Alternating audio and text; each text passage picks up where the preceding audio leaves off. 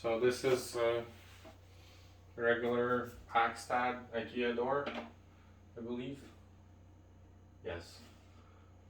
So to hang it, you install these clips onto your cabinets, and they're all provided with the hinge, so you can better see it from the other side. Maybe you can go around.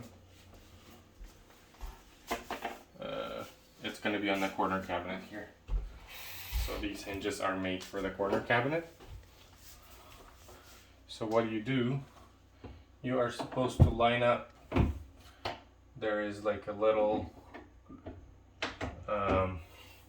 nub or some kind of, here, show that there is like a mechanism that would accept the little bar in there, and then you just